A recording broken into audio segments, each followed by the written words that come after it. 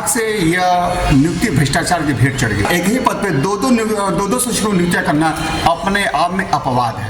आजमगढ़ में 11 विद्यालयों पे इस प्रकार की नियुक्तियां हुई। कल एक बाबू का निलंबन हुआ, उसमें श्रीमान संयुक्त शिक्षा निदेशक महोदय जी लिखते हैं कि जांच में पाया गया कि इन नियुक्तियों में पैसे की लेन देन हुई है। अगर पैसे की लेन देन हुई है, उच्च अधिकारी द्वारा कहा जाता है किसी भी नियुक्ति में पैसे की लेन देन होता है तो वो उसमें सूचना नहीं रहती है। अगर सूचना नहीं है, योग शिक्षक नहीं है, पैसे की लेन देन पर नियुक्तियां हुई हैं तो ये नियुक्तियां निरस्त हो। जो विनोद पांडे हैं तो जब यहाँ रहे वह काफ़ी चर्चित बाबू है, लेकिन वह बाबू बदनाम पहले से रहा है और डीआई साहब को उस पर सजग रहना चाहिए था उस बाबू से।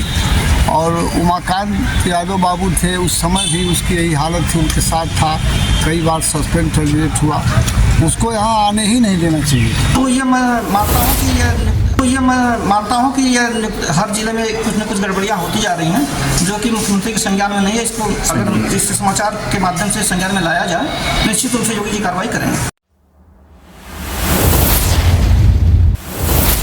ये शिक्षक और शिक्षक नेता आजमगढ़ के उसी डीआईएस कार्यालय पर आरोप लगा रहे हैं और ये सवाल भी कर रहे हैं जहां पर शिक्षक नेता अक्सर भ्रष्टाचार का आरोप लगाते रहे। यह वही डीआईएस कार्यालय है जहां पर तैनात एक डीआईओएस महोदय तो रेप के केस में भी फंस गए थे। उन पर नौकरी देने का लालच देकर रेप का आरोप भी लगा था और उन पर कोर्ट के आदेश पर एफआईआर भी दर्ज किया। इसके बाद तो उनको आजमगढ़ से जाना पड़ गया। अब इसी डीआईएस कार्यालय के जरिए संविदा नौकरी की भर्ती में फर्जीवाड़े की भी बू आने लगी। हाल ही में एक वीडियो भी एक बाबू का वायरल हुआ था जिसमें पैसे के लेन देन का मामला भी सामने आया था।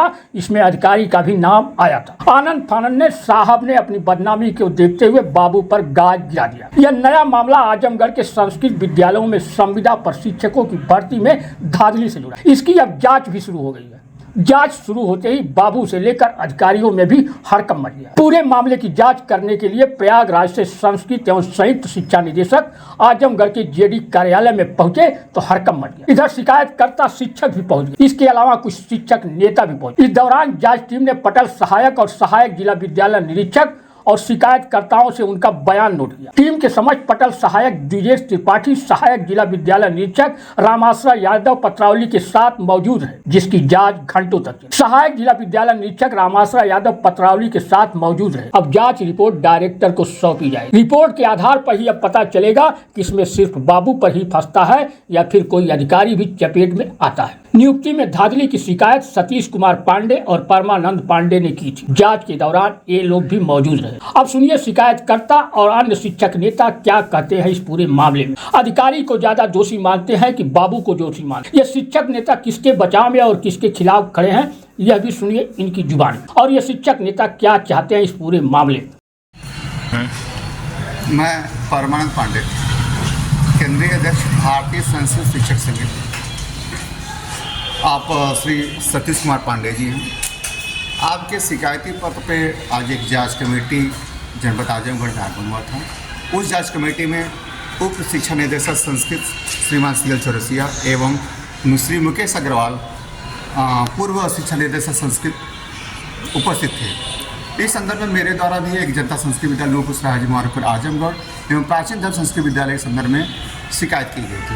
उस शिकायत के संदर्भ में आज इसी बैठक में सुनवाई की गई। आपको बताते चले कि संस्कृत विद्यालयों में सुचारू संचालन हेतु विद्यालयों संचालन हेतु उत्तर प्रदेश की एक बहुत अच्छी योजना संस्कृत विद्यालयों में मानदेय शिक्षकों को नियुक्त करने की थी। उस आदेश में व्यवस्था यह था कि रिक्त पदों पर नियुक्ति की जानी थी, लेकिन दुर्भाग्य से यह नियुक्ति भ्रष्टाचार की भेंट चढ़ गई।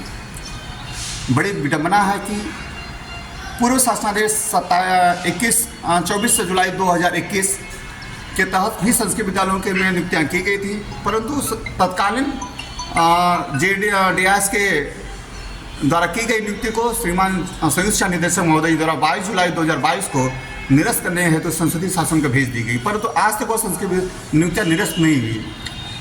वर्तमान 17 मई 2023 के शासनादेश के अंतर्गत पुनः नियुक्तियाँ हुई और उन्हीं पदों पर नियुक्तियाँ कर दी गई कि जिन पदों पर पूर्व से नियुक्तियाँ थी। अतः इस प्रकार एक ही पद पे दो शिक्षकों नियुक्तियाँ करना अपने आप में अपवाद है। यह आजमगढ़ में 11 विद्यालयों पे इस प्रकार की नियुक्तियाँ हुई हैं।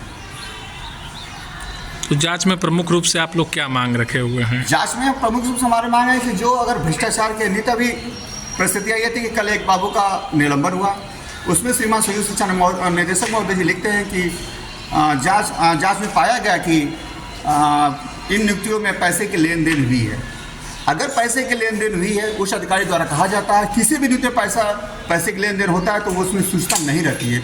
अगर सूचना नहीं है, योग्य शिक्षक नहीं है, पैसे की लेन देन पर नियुक्तियाँ हुई हैं, तो ये नियुक्तियाँ निरस्त हों और सूचनापूर्ण पुनः नियुक्तियाँ इस पदों पर की जाए। निश्चित तौर पर अभी कहीं सुनने में आया है कि जो इंटरव्यू लेने आए थे उन लोगों ने जो हस्ताक्षर किया था उसमें फिर बदल हुआ, फिर नाम बदले गए, पुरानी लिस्ट कुछ और थी, नई कुछ और लिस्ट हैं। फिलहाल हमने देखा नहीं है, सुनने में ऐसा आ रहा है। इस पर कहाँ से आए थे, कुछ जानकारी है? इस पर बड़ी विडंबना है कि संस्कृत शिक्षा परिषद नियमावली 2009 में लगभग 7 विषय संस्कृत के और 27 विषय आधुनिक विषय के, इतने विषयों के लिए 2 शिक्षक नामित किए गए थे विषय विशेषज्ञ। ऐसे में कैसे सूचना हो सकती है? जो संपूर्णानंद संस्कृत विश्वविद्यालय वाराणसी से 2 एक्सपर्ट आए थे, मात्र 2 विषय के ही थे।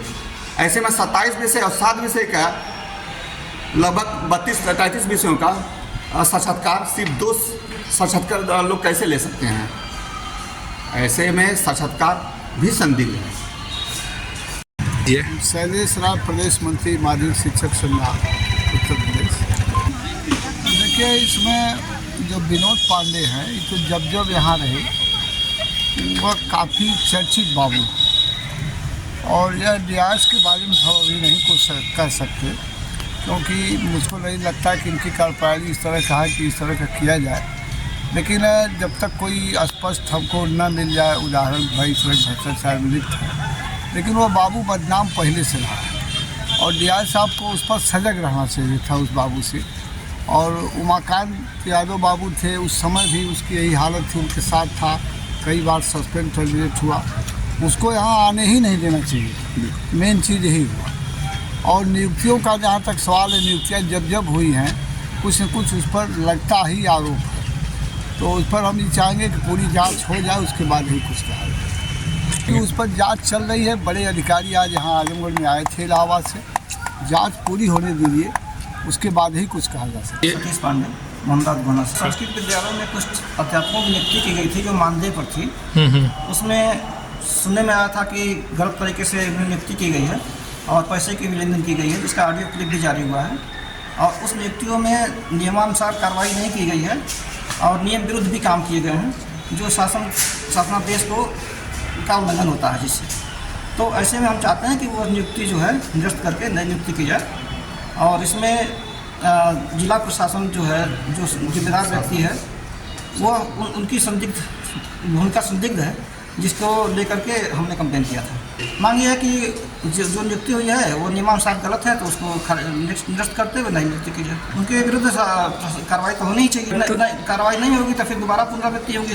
तो ये मैं मानता हूँ कि यह हर जिले में कुछ न कुछ गड़बड़ियाँ होती जा रही हैं, जो कि मुख्यमंत्री के संज्ञान में नहीं है। इसको अगर इस समाचार के माध्यम से संज्ञान में लाया जाए, निश्चित रूप से योगी जी कार्रवाई करेंगे।